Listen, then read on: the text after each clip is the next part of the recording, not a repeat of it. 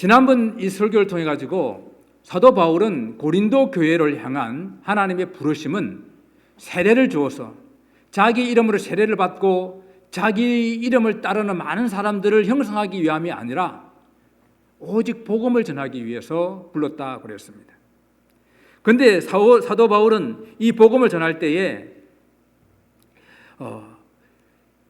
말의 지혜로 하지 아니하고 주의 복음을 온전한 그런 마음으로 이렇게 전하게 되었는데, 말의 지혜로 하지 않았다라고 이렇게 하는 것은 당시에 헬라 사람들이 자주 사용했던 논리적이고 그리고 학문을 곁들여서 아주 철학적이고 또 그것을 잘 다듬어서 이 솜씨 있는 그러한 웅변술, 그런 언변술로 말하는 것, 그것을 말하는 거예요. 하나님 복음 전할 때는 그렇게 세상 철학이라든지 지식을 넣어서 그렇게 세상 사람들이 논리를 정연하게 하던 그렇게 전하는 것이 아니다라고 말하고 있습니다. 복음을 전할 때는 어쩌면 그렇게 세상에 있는 철학적인 지식이라든지 또 이 연사 외칩니다 하는 식으로 이렇게 아주 그 웅변을 하는 식으로 이렇게 복음을 전하게 되면은 사람들이 좀 감동을 하고 설득력이 있고 또 그 사람들 중에서 좀 많이 배우고 또 좀 지식적 있는 사람들이 좀 더 잘 이렇게 믿을 것 같지만은 그렇지 않다라는 거예요. 왜냐하면 사도 바울이 그렇게 해보았거든요.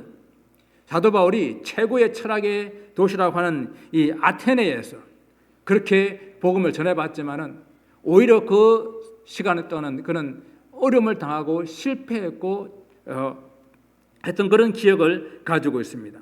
그래서 사도 바울은 갈라디아 성도들에게 말합니다. 내게는 우리 주 예수 그리스도의 십자가 외에는 자랑할 것이 없다라고 이렇게 그는 갈라디아서 6장 14절에 이렇게 선언을 합니다. 왜 사도 바울에게 자랑할 것이 없겠어요? 사도 바울 자랑할 것이 많은 사람입니다. 가말리엘 학파의 바리새파 중에 최고 유대 학파 중 최고의 학파에서 공부를 했던 사람이고, 또 사도 바울은 다소 출신이에요. 다소는 헬라 철학의 꽃이라고 할 수 있는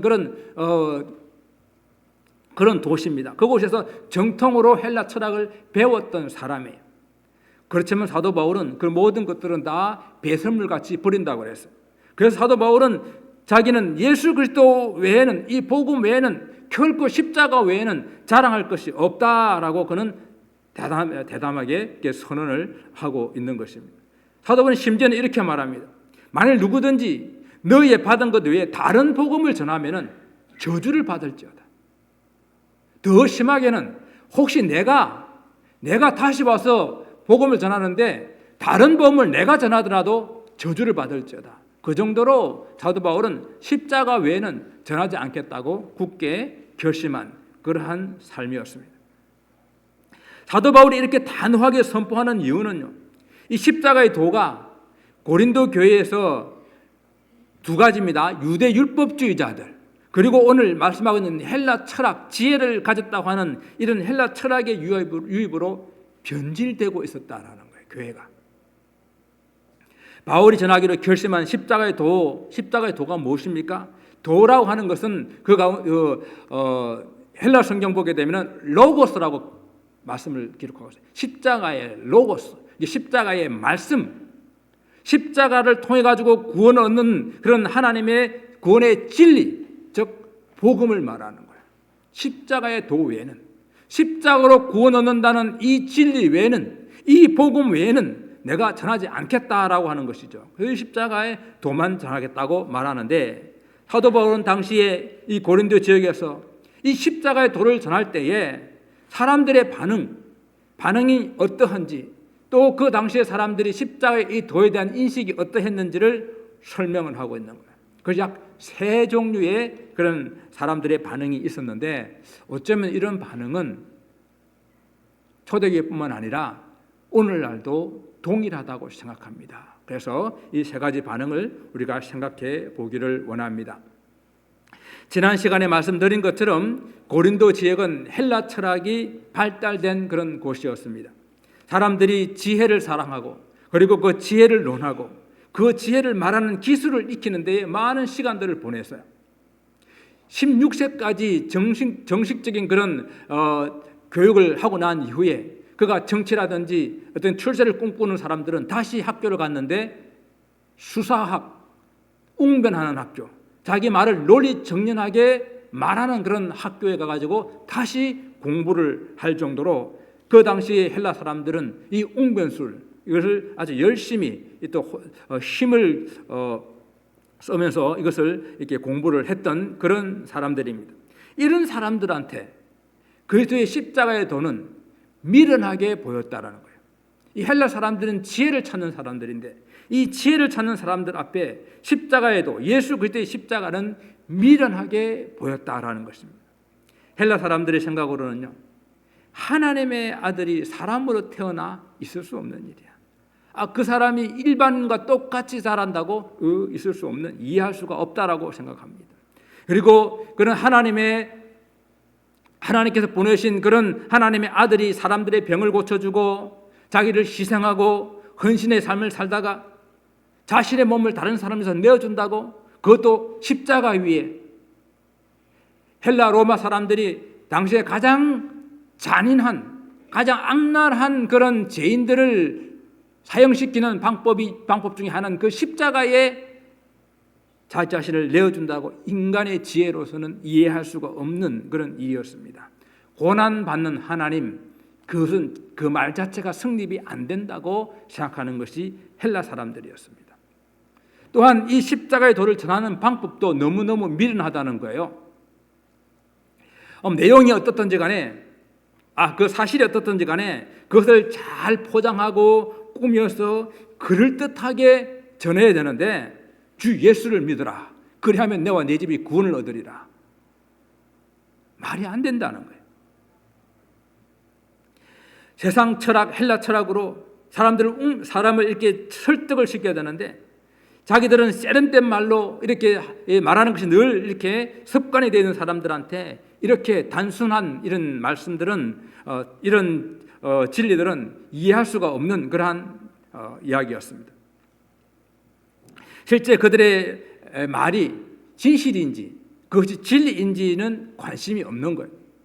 그것이 얼마나 명확하고 논리적이고 논리 정연한지, 또 그것을 얼마나 화려한 그런 언변술로 사람들을 설득시키는지 거기에만 관심이 있는 그런 시대였습니다. 그런데 오늘날도 보면은 별반 다를 거 없어요. 여러분, 오늘날 영화나 방송이나 어떤 책에 등장하는 사상과 주장들 중에서 사람들에게 인기가 있는 그런 것들을 한번 잘 생각해 보세요. 어떤 것들이 인기가 있는지. 이런 세상의 지혜와 문화를 입은 것들만 인기를 얻게 되게 되는데, 자기들이 전하고자 하는 어떤 그런 목표를 위해서 논리적이고 체계적으로, 또 요즘에는 이 방송의 기술이라는 것이 엄청나게 뛰어나기 때문에 그 화려한 기술들을 이용해 가지고 방송으로 내보내는 것입니다. 그것을 보는 사람들은 그 내용이 진실이든지 아니든지에 관심이 없어요. 그걸 중요하게 생각하지 않습니다. 구성이 잘 됐는지, 정말 눈에 보기에 좋게 만들어졌는지, 소위 말하는 작품성이 있는지를 살펴봅니다. 그래서 설득력이 있다, 그렇게 평가하고요. 그것들에 대해서 세상 사람들은 상을 주고 또 홍보를 하게 되게 되면은 그거 힘입어 가지고 박스 오피스 1위를 차지하고 또 많은 사람들에게 더 많이 알려지고, 그렇게 되는 것이 이 세상의 문화입니다. 그러다 보게 되니까 가짜 뉴스예요. 진짜처럼 만들어 가지고 퍼날리게 되게 되면 사람들이 그 내용이 진짜인지 가짜인지 관심 없어요. 얼마나 잘 만들어졌는지, 내가 혹하는지, 그럼 그것을 믿고 싶은 대로 믿는 그런 세상이 되어버렸습니다. 홍보물 얼마나 잘 만드는지 몰라요. 그런 것에 익숙해져 있는데, 오늘 사도 바울이 걱정하는 것이 무엇일까요? 오늘날 세상이 이렇게 가짜가 많고, 이 세상이 거짓된 진리만 이렇게 사람들이 좋아하는 이것이 너무도 안타까워서 사도 바울이 고린도 교회에 편지를 쓰고 있는 것일까요? 그것이 아니에요. 사도 바울이 이렇게 안타까움으로 편지를 쓰는 것은 이런 세상의 지혜가 교회에 들어와서 교회를 분열시키고 교회를 세속화시키고 있는 이 문제 때문에 사도 바울이 고린도 교회를 향해서 편지를 쓰고 있는 거예요. 교회에서도 사랑과 헌신보다는 그냥 육체적인 자랑과 세상적인 그런 지식과 명예를 가진 사람들이 그 주장들이 더 힘을 얻는 겁니다. 교회에서도 말씀들을 순종하고 살려는 사람들은 아무런 힘이 없고 그런 세상적인 수단과 방법으로 운영하는 사람들이 더욱더 힘을 얻고 있는 그런 세상이, 그런 교회가 되어버렸다는 이야기입니다. 오늘날 교회처럼 교회 강단에서 죄를 이야기하고 회개하라 그러고 십자가를 설교하게 되는 사람들이 싫어하니까 점점 이런 설교는 사라지고 화평과 사랑과 용서와 건강하고 축복받는 이야기만 계속 하는 그런 설교만 남아있는 것입니다. 요즘 설교는 무조건 짧고 명료하고 재미있는 설교가 명설교죠. 그래서 그런 의미에서는 제 설교가 재미가 없을 것입니다. 우스갯소리지만은 울고 있는 조카 마귀를 보고 삼촌 마귀가 왜 우냐라고 물어봤대요. 그러니까 그 조카 마귀가 내가 그렇게 방해하는데도 오늘 교회가 자꾸만 생기고 또 내가 그렇게 방해했는데도 교회가 건축 헌금을 해가지고 멋있고 훌륭한 건물을 짓고 부흥을 하기 때문에 내가 울고 있다 그랬어요. 그러니까 삼촌 마귀가 말합니다. 야, 걱정하지 마. 교회가 많이 생기는 거는 큰 교회 안에 싸우고 찢고 볶고 해가지고 다 깨져서 교회가 많아지는 거고, 저 교회가 부흥하는 것은 교회 안에다가 십자가의 설교, 고난의 설교를 다 없애버리니까 저렇게 부흥하는 거야 라고 말했답니다. 사단의 전략이 먹혀 들어간 것 아니겠습니까? 교회 속에 들어와 있는 세상의 철학, 세상의 지혜, 세속적인 그런 가치는 이 십자가의 도를 정말 하찮은 것으로, 공허한 것으로 만들어버릴 수 있다는 이야기예요. 이 십자가의 도를 세상에 미련한 것으로 만들어버릴 수 있다는 이야기입니다. 바울은요, 어린 디모데 또 디도 같은 젊은 그런 목회자들에게 군면하면서 세상의 신화나 변론이나 말다툼이나 망명되고 허탄한 말, 그리고 어리석은 그런 변론을 거치고 피해라라고 말씀하고 있어요. 이러한 것들은 십자가의 도를 위태롭게 할 것이라고 경고하고 있습니다. 우리 성도들 가운데 또 우리 교회 가운데 이런 세상의 지혜와 세상적인 방법과 세속적인 그런 가치가 섬에 들어와 있지 않는지 우리는 늘 살피고 경계해야 할 것입니다. 조셉 마테라라는 목사님이 세속화된 그런 기독교인 교회의 10가지 징후를 말했는데 그냥 간단하게만 여러분 한번 보시기 바랍니다. 첫째, 하나님의 뜻이 무엇인지 먼저 생각하지 않고 그냥 중요한 결정들을 내린다 그랬습니다. 또한 두 번째는 하나님보다 사람들의 생각이나 시선을 더욱더 의식한다 그랬습니다. 셋째, 성령이 아니라 돈에 이끌린다 그랬습니다. 그리고 네 번째는 대중문화가 추구하는 네 번째는 교회 예배에 참석하는 목적이 참된 하나님께 예배하는 것이 아니라 사람들과의 만나고 인간관계를 위해서 이렇게 모인다 그랬습니다. 그리고 다섯 번째는 대중문화가 추구하는 그 가치를 교회도 여전히 모방해서 그것이 제일인 줄 알고 따라가는 그런 교회입니다. 그리고 여섯 번째는 하나님이 인생의 그냥 일부일 뿐인 그런 삶을 살아가는 것입니다. 그리고 일곱째는 하나님을 추구하는 삶을 살지 않고, 여덟째는 다른 사람 그 기독교인의 삶이 다른 사람에게 저저 복음적인 그런 영향력을 미치지 못하고, 그리고 전도도 하지 않는 것. 그리고 아홉째는 교회 안에 전혀 제자 삼는, 제자 만드는 일이 없어진다라는 것입니다. 그리고 마지막 10번째는 물질, 재정에 있어서 성경적인 그런 가치관인 청지기 정신이 없어져 가면, 이런 10가지 징후를 생각하시면서 우리 교회를 진단해 보시고 또 여러분의 각자 신앙의 삶을 진단해 보시기 바랍니다. 얼마만큼 세상의 가치가, 세속의 가치가 내 삶 속에, 우리 교회 속에 스며 들어와 있는지 진단해 볼 수 있기를 바랍니다. 여러분, 유대인들은 눈에 보이는 것 참 좋아합니다. 손에 잡히는 것 좋아합니다. 그래서 무슨 일이 생기면은 거기에다 항상 기념탑 세워놔놓고 기념돌 만들어놔놓고 돌탑 세워놔놓고 이런 거 너무너무 좋아해요. 그들이 믿는 하나님도 눈에 보이는 것으로 대체하려고 애를 썼는데 그것이 바로 뭡니까? 그것이 우상숭배예요. 보이지 않는 하나님을 보이는 하나님으로 자꾸만 만들어내려고 하는 것이에요. 그 대표적인 그런 모습이 모세가 시내산에 올라갔을 때에 40일 동안 그들 눈앞에 보이지 않으니까 사람들은 불안해서 견디지를 못합니다. 우리를 애굽에서 인도해낸 신이 어디 있느냐? 우리를 저 가나안 땅으로 인도할 신을 우리가 만들어야 되겠다. 그래서 아론을 재촉해가지고 그들의 금귀고리, 금팔찌 다 뽑아내가지고 금송아지를 만들어내서 이것이 우리를 애굽에서 인도해낸 신이다. 이것이 우리를 가나안 땅으로 인도할 신이다 라고 섬기며 춤추고 놀지 않았습니까? 바울은 그러한 유대인들이 메시아에 대한 생각도 표적을 구한다 그랬습니다. 표적이란 무슨 말입니까? 표징이 되는 기적, 이적 이런 것을 표적이라고 그러거든요. 메시아라는 이 말이 기름 부음을 받은 자라는 그런 뜻이죠. 그 말을 헬라어로 말하게 되면은 그리스도라는 말입니다. 메시아, 그리스도. 기름을 부음을 받았으니까 하나님의 특별한 임무를 위해서 기름 부음을 받았으니까 그 기름 부음 받은 사람은 특별한 능력을 보여줘야 된다는 것이죠. 그래서 그들이 기대하는 그런 사람은 모세와 같은 그런 메시아예요. 모세가 이스라엘 백성들을 애굽에서 구해낼 때에 그는 바로 앞에서 하나님의 능력을 보였잖아요. 기적을 베풀었잖아요. 그리고 또 그 이스라엘 백성들을 광야로 끌어냈을 때에 그들 앞에 놓여있는 홍해 바다를 지팡이로 갈랐잖아요.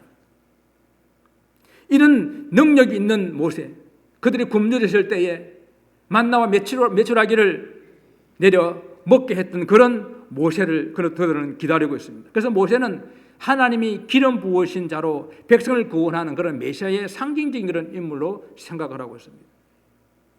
또한 모세도 그의 할 일을 다 하고 하나님 앞에 가기 전에 모세가 하나님 앞에 기도하잖아요. 장차 이 백성들을 구원하기 위해서 하나님께서 자기와 같은 선지자 하나를 보내줄 것을 이렇게 말합니다. 그래서 신명기 18장 15절을 보게 되면은 내 하나님 여호와께서 너희 가운데 네 형제 중에서 너를 위하여 나와 같은 선지자 하나를 일으키시리니 너희는 그의 말을 들을지니라. 그래서 유대인들은 모세와 같이 표적을 행할 수 있는 그런 능력이 있는 기적을 베푸는 그런 메시아를 기다리고 있었습니다. 또 유대인들이 기다리는 메시아는 어떤 메시아죠? 다윗 같은 메시아예요. 다윗 같은 메시아. 이사야 선지자는 일찍이 이새의 줄기에서 한 싹이 나고 그 뿌리에서 한 가지가 날 것이라고 말씀하고 있지 않습니까? 그래서 그 위에 여호와의 영이 강림하셔서 그가 공의로 정의로 심판하실 것이라고 이사야 11장에서 이렇게 예언을 하고 있습니다. 그래서 다윗의 후손으로 오시는 이 메시아는 정말 다윗처럼 강력한 능력을 가진 그런 왕으로 오셔서 당시 이스라엘이 이 로마의 속국이 되어 있었는데 이 로마의 통치로부터 해방되는 그러한 능력과 권세를 가진 그런 메시아, 다윗왕 같은 그런 메시아를 그들은 기다리고 있습니다. 그래서 지금 그들의 국기 가운데 별 마겐 다비드라고 하는 다윗의 별을 새겨놔놓고 지금도 회복하는 그 나라는 다윗 같은 왕이 오시기를 기다리고 있는 것이지 아니겠습니까? 또한 이사야 11장 11절에서도 그의 남은 백성을 아수르와 애굽과 바드로스와 구스와 엘람과 시날과 하맛과 바다 섬들에게서부터 돌아오게 하실 것이라. 이런 강력한 왕과 같은 그런 메시아, 그를 11장에서 예언하고 있는데 그런 메시아를 지금도 기다리고 있습니다. 자, 그렇다고 한다면 여러분, 우리 예수님께서 이 땅에 오셨을 때에 그럼 예수님은 모세와 같이 다윗과 같은 그런 표적을 보이지 못하셨습니까? 예수께서 처녀의 몸으로 잉태되어서 베들레헴 땅에 태어나신 것부터 바로 표적입니다. 일찍 이사야 선지자가 보라 처녀가 잉태하여 아들 낳으리니 그 이름을 임마누엘이라 하려 하지 않았습니까? 예수님은 그 말씀대로 동정녀 마리아의 탄생을 통해서 이 땅에 오셨고, 그리고 미가서 5장 2절에는 베들레헴 에브라다야 너는 유다 족속 중에 가장 작을지라도 내 마을 가운데서 이스라엘 다스릴 자가 내게로 올 것이다 라고 예언했는데 예수님께서 베들레헴에서 태어나지 않았습니까? 이런 것들이 표적이 아니고 무엇입니까? 또한 예수님께서 사람들을 가르치실 때에 그 가르침을 받았던 사람들은 자기 스스로 이렇게 고백했어요. 예수님의 가르침이 정말 놀랍지 않는가? 권세가 있지 않는가? 우리의 서기관과 바리새인들과 다르지 않은가? 이렇게 스스로 고백했습니다. 예수님의 제자 빌립이 나다나엘을 전도했잖아요. 그 나다나엘 전도할 때에 그 이렇게 말합니다. 모세가 율법에 기록하였고 여러 선지자가 기록한 그 일을 우리가 만났으니 요셉의 아들 나사렛 예수라. 빌립은 머리로 따지는 사람이에요. 계산하는 사람이에요. 그가 보니까 모세가 율법에 기록하였고 여러 선지자가 기록한 바로 그 일을 우리가 만났다. 예언한 그 사람, 그 메시아를 우리가 만났다라고 말하고 있습니다. 그러니까 나다나엘이 나사렛에서 무슨 선한 것이 날 수 있겠느냐라고 나다나엘이 말했는데 그 나다나엘도 예수를 만나고 난 다음에 이렇게 고백합니다. 당신은 하나님의 아들이시오. 당신은 이스라엘의 임금이로소이다. 이스라엘의 왕이다라는 이야기예요. 이렇게 자기들 스스로 고백하는 그러한 메시아였습니다. 예수께서 사역하실 때 이스라엘 사람들 얼마나 유대인들이 환호했습니까? 보리떡 5개와 물고기 2마리로 남자 장정 5,000명을 먹였을 때 바로 광야 40년 동안 이스라엘 민족을 인도해냈던 모세와 같은 그런 위대한 지도자로 그들을 생각하고 예수님을 왕으로 삼으려고 하지 않았습니까?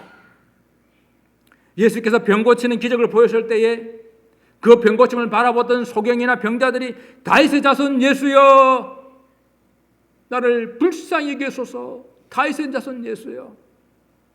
예수께서 예루살렘 입성하실 때에 호산나 다윗의 자손이여 우리를 구원하소서. 호산나 다윗의 자손이여 그렇게 외치지 않았습니까? 그런데 왜 유대인들은 예수님께 실망하고 예수님을 십자가에 내어주게 되었습니까? 그들이 기대했던 바로 그 메시아의 표적, 그 표적을 못 본 거예요. 뭡니까? 로마로부터 해방시켜주는 그런 왕의 모습을 기대했는데 여전히 이스라엘은 로마 속국 속에서 많은 수탈을 받고 그리고 그와 함께 정권을 이루고 있는 헤롯 왕권으로부터 더욱더 고난을 받고 있는 그런 모습을 보게 될 때에 메시아가 아니구나. 그리고 결정적인 것은 그 예수님께서 십자가 위에서 너무도 연약한 모습으로 돌아가시는 것을 그들은 본 것입니다.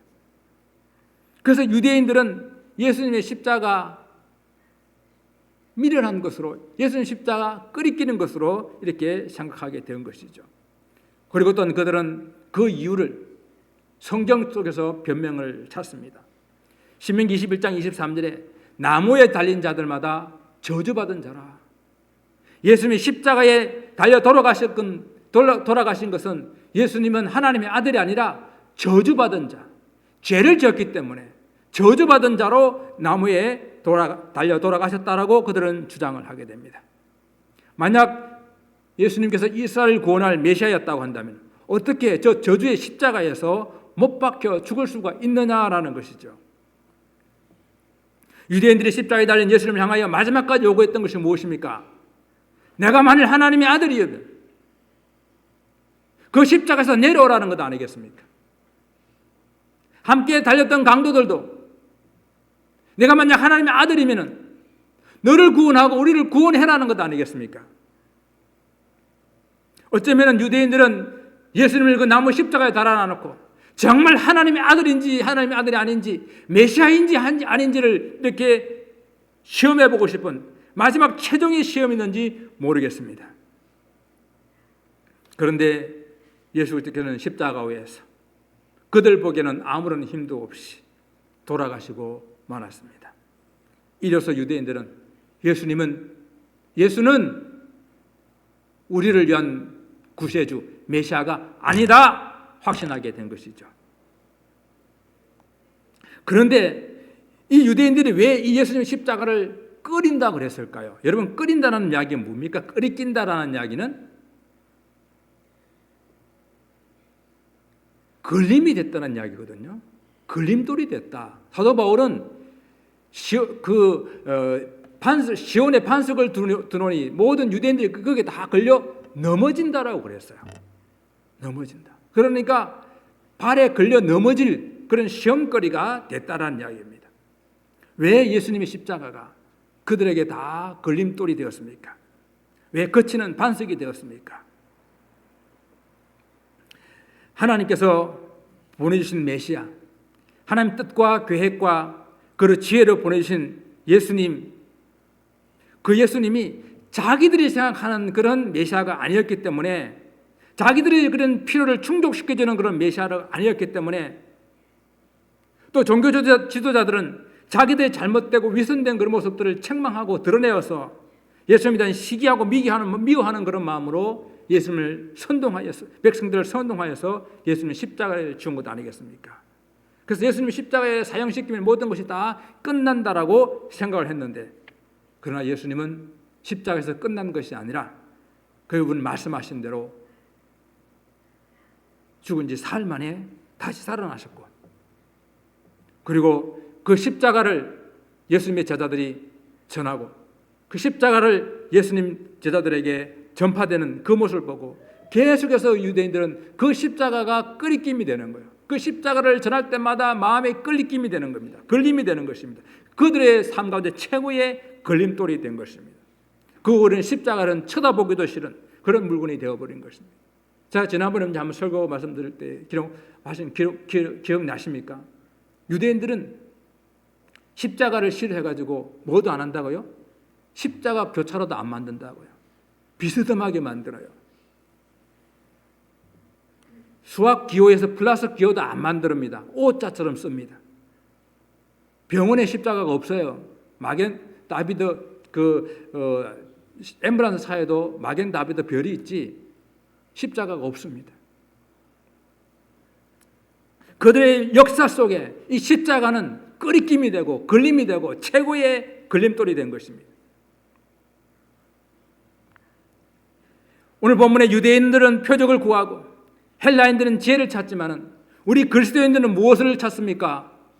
십자가를 찾습니다. 그리고 그 십자가를 믿습니다. 유대인들에게는 그 십자가 거치는 것이요, 헬라인들에게는 미련한 것이라고 하지만 우리 그리스도인 그 십자가를 구하고 그 십자가의 도를 믿습니다.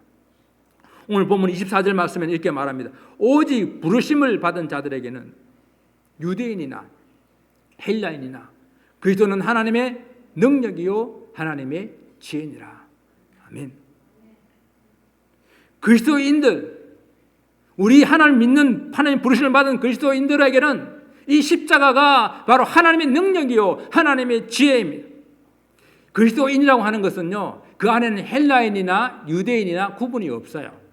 누구든지 예수 그리스도를 믿기만 한다면은 바로 그 예수 그리스도는 우리의 능력이요 우리의 지혜가 됩니다. 그 세상에는 크게 이렇게 두 가지를 구분할 수 있어요. 유대인들은 이렇게 구분합니다. 유대인들과 이방인. 그들의 사고 속에서는 택함 받은 자기 유대인들과 온 세상에 있는 이방인으로 구분해요. 그러나 성경은요, 하나님의 백성, 믿는 사람들과 믿지 않는 사람들을 구분합니다. 그 속에는 유대인도 있고 헬라인도 있어요. 그 교회 안에는, 이 하나님 부르신 백성 안에는 남자 여자를 갈라치지 않고 배운 사람 못 배운 사람을 갈라치지 않고 모두가 다 그리스도인으로 하나 된 그런 백성들을 말하는데, 바로 그 사람들에게는 이 그리스도가 하나님의 능력이요 하나님의 지혜입니다. 중간지대는 없어요. 헬라인과 이방인 중간지대도 없듯이 그리스도인과 비그리스도인 중간지대, 구원받은 자와 구원받지 못한 중간지대는 없습니다. 세상의 사람이든지 하나님의 사람이든지, 하나님을 믿는 사람이든지 그리스도의 사람이든지 세상 사람이든지 두 가지밖에 없는데 둘 중에 하나에 분명하게 속해야 합니다. 오늘 본문의 시작이 십자가의 도가 멸망하는 자들에게 미련한 것이요 구원을 얻는 우리에게는 하나님의 능력이라고 말씀하였는데, 멸망하는 자들에게라고 말할 때에 이 멸망하는 자는 현재 지금 멸망의 길로 가고 있는 이 사람들을 말을 하고 있습니다. 그들에게 십자가의 도는 정말 아무런 힘이 없고 무기력하고 미련하게 보일지 몰라도 우리에게는 하나님의 능력이라고 고백합니다. 이는 이렇게 된 이유를 오늘 성경은 우리에게 설명해요. 그것을 결론으로 말씀을 드리겠습니다. 왜 이 멸망한 자들에게는 이 십자가에도 미련하게 보이고 왜 이것이 유대인에게는 끄리끼게 되었는가? 그들의 눈이 가려워졌고 그들의 귀가 막혔기 때문에 십자가를 도를 보아도 보지 못하고 십자가의 말을 들어도 깨닫지 못하게 된다라고 말씀하고 있습니다. 바울은 이사야 29장 14절 말씀을 인용하여서 내가 지혜 있는 자들의 지혜를 멸하고 총명한 자들의 그 총명을 폐하리라. 세상에 지혜 있다고, 세상에 총명하다고, 세상의 지혜로, 세상의 진리로는 이 하나님의 지혜를 알 수 없다는 이야기예요. 만약에 그렇다고 한다면 이 세상에 철학 박사, 공학 박사, 박사들이 다 예수님 잘 믿어야 되잖아요. 그렇지 않다는 거예요. 그런 학문과 지식으로 예수님을 믿는 것이 아니라는 이야기입니다. 하나님께서는 오히려 이 세상에 지혜 있고 총명 있는 자들에게는 십자가의 그 진리를 감추어 버렸고, 세상에 약하고 무지하다고 말하는 사람들에게는 오히려 그 십자가의 도를 밝혀 드러내서 깨닫게 하셨다. 예수님께서 사역을 마무리하시는 그 기간에 이것을 깨닫고 하나님 그렇군요. 어린아이같이 겸손하고 나약한 사람들에게 하나님 뜻을 깨닫게 하셨군요. 그렇게 찬양하지 않았습니까? 이것이 하나님의 지혜요, 하나님의 진리입니다. 하나님의 어리석음이라는 말은 사실 모순된 말이지만은 오늘 본문에서 그것이라도 세상에 사람들의 가장 지혜로운 보다도 더 지혜롭고 하나님의 약하심, 사람이 가장 강한 것보다도 더욱더 강하시다라고 했습니다. 여러분, 당시에 세상에 지혜 있다고 하는 사람들에게 오늘 본문은 물어보고 있습니다. 지혜 있는 자가 다 어디 있느냐? 그리고 선비가 어디 있느냐? 변론가가 어디 있느냐라고 질문하세요. 여기서 세 가지를 물어보셨죠.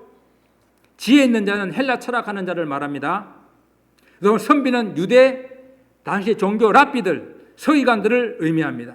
그리고 변론가들은 그 헬라 철학과 그런 것들을 가지고 웅변수를 가진 그런 사람들, 아주 변론가들을 말하는 거예요. 그런 사람들이 다 어디 있느냐? 교회 안에 없어요. 당시에 고린도에 지혜 있다고 자랑하는 사람들이 많았지만은 이들 모두는 하나님께서 그들을 어리석게 하셨기 때문에 그들 지혜로는, 그들이 이성으로서는 하나님을 깨달아 알 수가 없었기 때문이에요. 하나님께서는 오히려 전도라고 하는 미련한 방법으로 그 십자가의 도를 세상 사람들에게 전하고 계셨습니다. 전도가 왜 미련한 걸까요? 전도가 미련하다고 표현했습니다. 당시에 유대인들이, 또 당신의 이 유대인들이 가지고 있는 그 율법, 또 헬라인들이 가지고 있는 그런 지혜와 대조해서 화려하지도 않고 세련되지도 않고 투박한 그런 표현인 예수 믿고 천당 갑시다. 예수 믿으면 구원을 얻게 됩니다라는 이런 말들이 그들이 보게 될 때는 너무도 미련하고 그런 표현들이었다는 것입니다.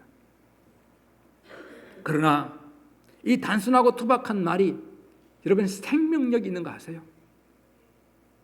전도라고 하는 것은 내가 가진 지식이나 내가 말 잘한 나의 말 잘함으로 설득하는 것이 아니고 상대방을 이해시키는 것이 아니라 단지 하나님의 이 쾌리고 말을, 진리를 선포하는 겁니다. 선포하게 되면은 그 말이 아무것도 아닌 것 같았는데 집에 가는데 계속 그 말에 내 기전을 때리고 내 마음을 때려서 예수를 믿게 하는 것. 그 말 자체에 하나님의 능력이 있는 거예요. 이 십자가의 도를 전하는 이 전도의 미련한 방법 같지만은 그 속에 하나님의 능력이 있다는 것입니다. 십자가는 바로 사망의 권세를 이겨낸 하나님의 능력이기 때문에 그렇습니다. 세상의 지혜와 능력으로 예수 그리스도를 십자가에 못 박았지만, 그러나 하나님은 하나님의 능력으로 그 십자가에 죽으신 예수 그리스도를 다시 살리셨습니다. 이 십자가의 능력은 이제 예수를 믿는 우리 모두들에게 또한 하나님의 능력이 되었습니다. 그를 믿는 자는 죽어도 살겠고 살아서 믿는 자는 영원히 죽지 아니하리라. 바로 모든 사람들에게 하나님의 능력이 된 것입니다. 인류 가운데 영원히 해결하지 못한 것이 무엇입니까? 이 죽음의 문제 아닙니까? 아무리 거부해도 5분 후에 우리를 알지 못하고 내일을 알지 못하는 우리들의 인생 가운데 모두가 다 이 죽음의 문제를 해결하지 못했는데 그를 믿는 자는 죽어도 살겠고 살아서 믿는 자는 영원히 죽지 아니하는 이 죽음의 문제를 해결한 이것보다 더 큰 능력이 어디 있고 이것보다 더 큰 지혜가 어디 있습니까? 이 하나님의 지혜로 이루어진 십자가이기 때문에 이 십자가의 도는 이 세상의 지혜와 지식을 갖는다고 해서 이해되는 것이 아니라 오직 겸손하게 그 십자가의 도를 따르는 사람, 믿는 사람에게만 나타나는 그런 하나님의 능력입니다. 그들에게 눈이 가려졌어요. 그들은 기가 막혔어요. 그런데 우리가 믿고 볼 수 있다는 것 얼마나 큰 은혜요, 얼마나 큰 기적입니까? 사랑하는 성도 여러분, 이 십자가의 도가 하나님의 능력이요 하나님 지혜라는 이 말을 이 한 주간 동안 마음속에 되뇌이고 또 되뇌이고 또 되뇌이고 묵상할 수 있게 바랍니다. 한번 따라하겠습니다. 십자가의 도가 하나님의 능력이요 하나님의 지혜입니다. 믿습니까?